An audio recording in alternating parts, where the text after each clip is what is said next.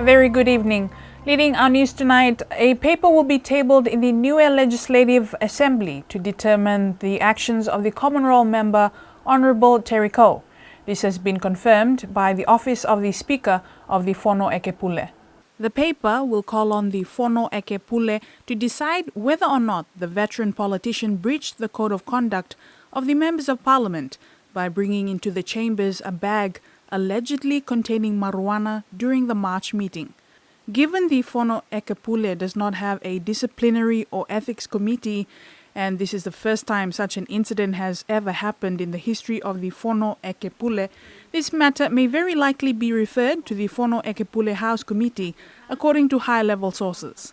At the last meeting of the Fono Ekepule 2 weeks ago, the leader of the opposition, Honourable Olaf Jacobson, was very vocal on the severity of this matter and that this be dealt with the due process of the law. The Chief of Police has confirmed the matter is being investigated. Tony Edwards also wants to remind the community that it is everyone's responsibility to report such matters to the police. He says that not many people in the Fono Ekepule will know what cannabis looks like, so it is important that the police are contacted immediately because they will be able to identify if this package did contain cannabis or not. Honourable Terry Koh has said that he had taken the drugs into Parliament to show how easily drugs can be brought into Niue, calling for more strict laws on illegal drug use on the island. Member of Parliament and Member Assisting Minister for Premier's Portfolio, Florence Maureen Melekitama, represented Niue in the Pacific Island Forum Leaders Meeting. The leaders' meeting was attended by the UN Secretary-General, Antonio Guterres. The UN Secretary-General was accompanied by New Zealand's Deputy Prime Minister Winston Peters to Fiji following his official visit to Auckland and Christchurch.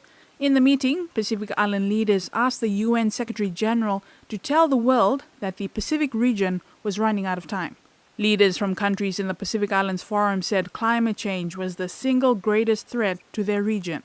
In a statement, the leaders welcomed Guterres to witness the everyday reality of climate change and to drive momentum in the lead-up to his Climate Action Summit in September in New York. They said all countries attending the summit must agree to reduce global emissions and to mitigation and adaptation support for countries that needed it.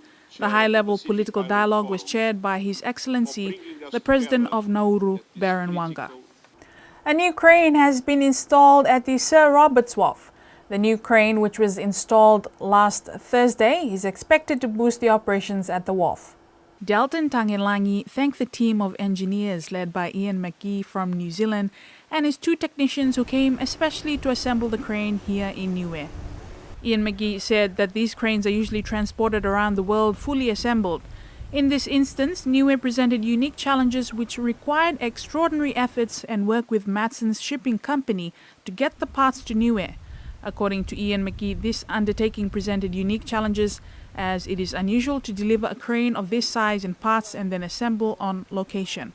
Minister Tangelangi acknowledged the New Zealand government for their support in securing this crane for Niue, which will boost the capacity of the wharf operations to cater for much larger containers. Niue will now be able to lift 40 food containers now that this crane is available. The ceremony was blessed by the Vice President of the Ekalesia Niue, Reverend Nuka Tawevihi. A community-based early warning system plan has been developed for implementation at the community level with the support of the public and private sector.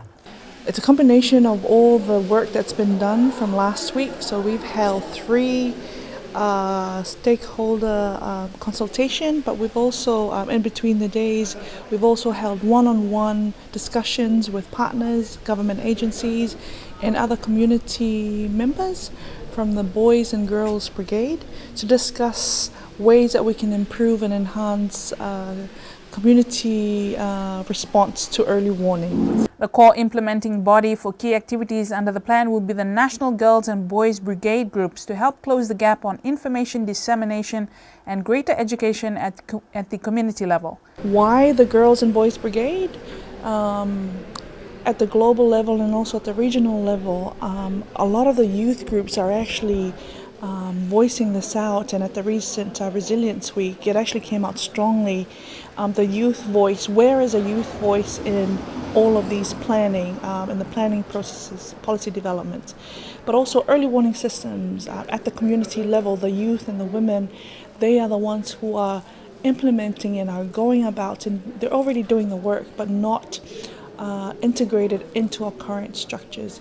So this program, the community-based early warning system program that's implemented by the National Met Service, is looking at enforcing at both levels. The National Met Service will work with government departments in raising awareness on climate science, so that your daily plans, all the activities that you do are and is informed by science, so that when warnings are issued and information is released, you can actually use this information to improve your planning processes.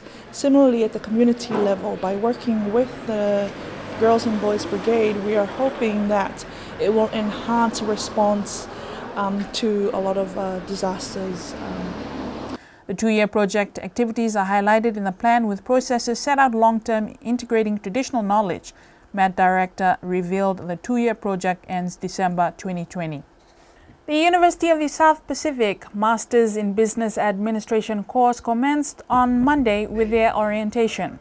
It was also an introduction of the lecturer, Dr. Sunia Vosikata.